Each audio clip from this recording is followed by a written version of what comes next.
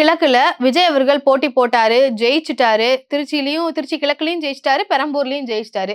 இப்ப திருச்சி கிழக்குல ராஜினாமா செஞ்சுட்டு பெரம்பூர்ல தான் அவர் எம்எல்ஏ பதவிய தக்க வைக்க போறாரு. அங்க தான் கன்டின்யூ பண்ண போறாரு அப்படின்ற செய்திகள் ரொம்ப ஸ்ட்ராங்கா வந்துட்டு இருக்கு. அதுதான் அவர் தரப்புல இருந்து வரக்கூடிய செய்தி. அப்போ திருச்சி கிழக்குல திருப்பி ரீ எலக்ஷன் வரப்போகுது. 6 மாசத்துல ரீ எலக்ஷன் வைக்கணும். யாரு அப்ப திருச்சியில களமிறக்குவாங்க அப்படின்றது ரொம்ப பெரிய கேள்வியா போயிட்டு இருக்கு. இன்ஃபேக்ட் மக்களே அவங்களுடைய விருப்பம் அப்படின்ற மாதிரி ஸ்பெகுலேஷனா உன கிளப்பி விட்டுட்டு இருக்காங்க. சகாயம் ஐஏஎஸ் போட்டி போட போறாருன்னு. ஆனா அதுக்கான சான்ஸே சுத்தமா இல்ல. அந்த மாதிரியான எந்த ஒரு நியூஸ்மே போகல. அது ஃபுல் அண்ட் ஃபுல் ரூமர்ஸ் தான். அது மக்களுடைய ஆசை அப்படின்னு வேணா சொல்லிக்கலாம். ஆனா அதுக்கான வாய்ப்புகள் இதுவரைக்கும் எந்த இடத்துலயும் அது மாதிரியான ஒரு மூவே இல்ல அப்படின்றத இந்த வீடியோல நான் சொல்ல விரும்புறேன். அதுனா அப்போ இங்க யாரு போட்டி போடுவா அப்படின்ற ஒரு கேள்வி வருது இல்ல. ஆனா திமுக சைடுல இருந்து யார களமிறக்குவாங்க? திமுகவுக்கு ஏற்கனவே 59 தொகுதி தான் அவங்க வெற்றி பெற்றிருக்காங்க. அதாவது உதயசூரியன் ஜெயிச்சது 59 அப்படின்றப்போ திருச்சியை அவங்க கண்டிப்பா ஒரு ஆப்பர்ச்சுனிட்டியா யூஸ் பண்ணுவாங்க. அங்க திருச்சியில ஒட்டுமொத்த நிர்வாகிகளையும் களமிறக்கி அங்க வேலை செஞ்சு நிச்சயம் ஜெயிக்கணும் அப்படின்ற ஒரு வேலையை அங்க கண்டிப்பா திமுக செய்வாங்க. ஜெயிக்கிறதுக்கு அங்க களம் இருக்கிறதுல முதல் அந்த லிஸ்ட் யாரெல்லாம் போட்டி போட வச்சா நல்லா இருக்கும் அப்படின்ற மாதிரி திமுக தரப்புல இருந்து லிஸ்ட் போடப்பட்டிருக்கு. குறிப்பா திமுகவினுடைய நிர்வாகிகள் எல்லாரும் கலந்து பேசினதுல லிஸ்ட்ல நம்பர் 1ல இருக்கிறது யாருன்னு பாத்தீங்கன்னா அன்பில் மகேஷ் பொய்யாமொழி அவர்கள் தான். அவங்க திருப்பியும் போட்டி போட்டு வெற்றி பெற்றாங்க அப்படின்னா சட்டமன்றத்துல உதயநிதி ஸ்டாலின் அவர்களுக்கு மிகுந்த நம்பிக்கையோட நம்பகத்தன்மையோட ஆளா அவருக்கு இருப்பாரு. அங்க அவருக்கு ஒரு உறுதுணையா இருப்பாரு. அதே மாதிரி இவரும் ஒரு யங்கான ஒரு கேண்டிடேட்டா பார்க்கப்படுறாரு. சோ யங்ஸ்டர்ஸினுடைய அலையில அன்பில் மகேஷ் பொய்யாமொழி அவர்களுக்கும் ஒரு வரவேற்பு இருக்கு. சோ அவர் போட்டி போட்டு தோல்வி அடைஞ்சதுன்னு பாத்தீங்கன்னா ஒரு 8000 சம்திங் வாக்குகள் வித்தியாசத்துல தான் தோல்வி அடைஞ்சிருக்கிறாரு. சோ அப்படி இருக்கும்போது அவர் மீண்டும் திருச்சியில அவருக்கு வாய்ப்பு கொடுத்தாங்கன்னா அவர் வெற்றி பெற்றால் திமுகவுல சட்டமன்றத்துல அவங்களுக்கு ஒரு உறுதுணையா இருக்கும் அப்படின்ற மாதிரி அங்க திமுக தரப்புல இருந்து சிபாரிசுகள் வைக்கப்பட்டு இருக்கு. இன்னொரு ஆசை எப்படி இப்போ சகாயம் ஐஏஎஸ் அவர்கள் தாவேகா தரப்பினர் ஒரு வதந்தியா பரப்பிட்டு இருக்கிறாங்களோ அதே மாதிரி இங்க ஒரு ஆசை அப்படின்னு பாத்தீங்கன்னா திமுக தரப்புல இருந்து கொளத்தூர்ல ஸ்டாலின் அவர்கள் தோத்துட்டாரு. அப்ப திருச்சி கிழக்குல அவர் களமிறங்கி ஜெயிக்கணும். சட்டமன்றத்துல ஸ்டாலின் இல்லாத ஒரு சட்டமன்றமா? ஏன்னா ஸ்டாலின் அவர்கள் தொடர்ந்து சட்டமன்றத்தை பார்த்திருக்கிறாரு. 2 முறை தான் தோத்திருக்கிறாரு. அதுவும் இந்த கடந்த முறை சீஃப் மினிஸ்டரா இருந்து தோத்தது அப்படின்றது அது ஒரு சிரமமா இருக்கு பாக்குறதுக்கு. அதனால அவரை மீண்டும் போட்டி போட வைக்கணும் அப்படின்னா திருச்சி கிழக்குல அதை பயன்படுத்தி அவரை ஜெயிக்க வைக்கணும் அப்படின்ற மாதிரிலாம் சொல்றாங்க.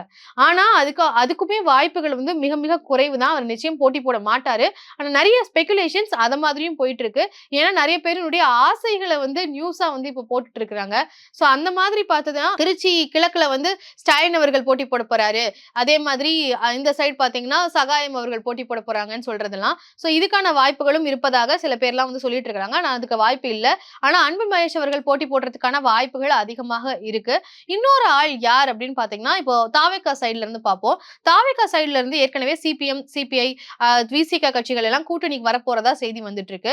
ஏன்னா அவங்க வரதுக்கான வாய்ப்புகள் தான் இருக்கு. வேற யாரும் வரப்போறது இல்ல. அவங்க தான் கண்டிப்பா வரப்போறாங்க. ஆலோசனை அப்படின்றதெல்லாம் இப்போ காங்கிரஸ் போறதுக்கு முன்னாடியே ஒரு ஆலோசனை கூட்டம் நடந்ததாகவும் அதுலயே காங்கிரஸ், விசிக, சிபிஐ, சிபிஎம் எல்லாரும் சேர்ந்து ஒரு டிசிஷன் எடுத்தாலும் இப்போ ஏதோ ஒரு குளறுபடி போயிட்டு இருக்கிறதுனாலதான் இந்த டிலேயே தவிர இதுக்கு முன்னாடியே அது எடுத்த டெசிஷன் தான் அப்படின்ற மாதிரியும் செய்தி இருக்கு. சோ விசிக சப்போஸ் தாவேகாவுக்கு கூட்டணி போயிட்டாங்க அப்படின்னா விசிக கட்சியினுடைய தலைவர் தொல் திருமாவளவன் அவர்களை திருச்சி கிழக்கு தொகுதியில போட்டி போட வைக்கிறதுக்கான வாய்ப்புகள் இருப்பதாகவும் சொல்லப்படுது. ஏன்னா திருமாவளவன் அவர்கள் எலெக்ஷனுக்கு முன்னாடியே சட்டமன்ற தேர்தலில் நான் போட்டி போட போறேன், காட்டுமன்னார் கோவில்ல நான் போட்டி போட போறேன்னு சொன்னதுக்கு அப்புறமா அங்க அவர் களமிறக்கப்பட்டார்னா அங்க திமுகவினுடைய வாக்கு செதறும். அதாவது ஓபிசி மக்களுடைய வாக்குகள் திருமாவளவன் அவர்களுக்கு வராது. ஒரு ஜெயிச்சிருவாரு, இல்ல அவர் தோக்கறதுக்கு வாய்ப்பு இருக்கு. அந்த மாதிரி பல விஷயங்கள் காரணமாக பல நெருக்கடிகளும் அவருக்கு இருந்தது. அதனாலேயே அவர் சட்டமன்ற தேர்தலில் போட்டியிடல. அதையும் அவர் தெரிவிக்கும் போதே எனக்கு சட்டமன்ற தேர்தலில் போட்டி போடணும்னு ஒரு விருப்பம் இருந்தது, அது நிறைவேறல அப்படின்ற மாதிரி சொன்னாரு. இந்த எலெக்ஷன் ஆஃப்டர் ரிசல்ட்டுக்கு அப்புறமா தமிழ்நாட்டு அரசியல் கிழமை மாறப்போகுது அப்படின்றத முதல்ல யூகிச்சு சொன்னவரும் அவர் தான்.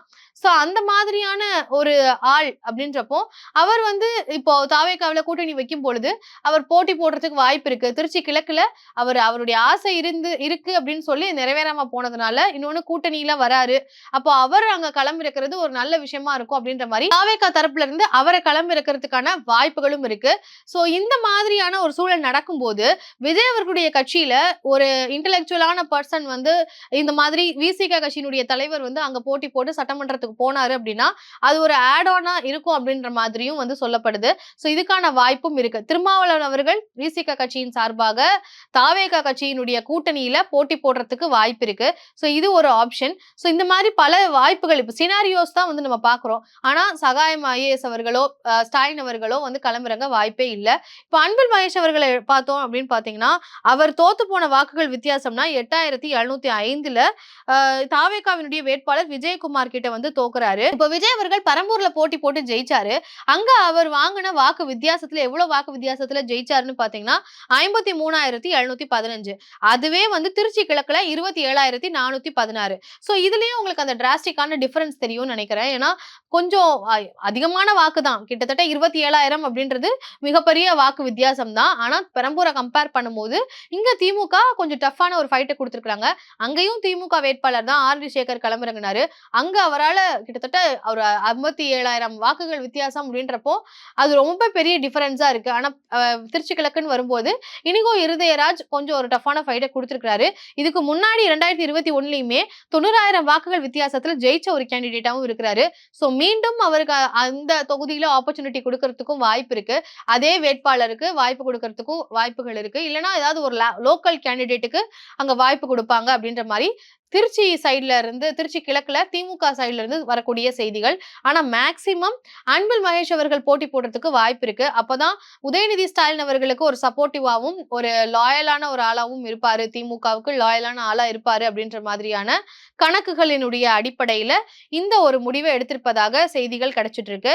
ஆனா இந்த சைடு திருச்சியில எப்படிங்க இனிகோ இருதயராஜுக்கு தோத்து போன நபருக்கே வாய்ப்பு இருப்பதாக திமுக சைடுல இருக்கோ தாவேக்காலையும் அதே மாதிரி வேறு தொகுதிகள் எல்லாம் வந்து 200 ஓட்டு 300 ஓட்டு வித்தியாசத்துல எல்லாம் தோத்துருப்பாங்க இல்லையா? இப்ப கூப்பா கிருஷ்ணன் அவர்கள் எல்லாம் தோத்து போயிட்டாரு.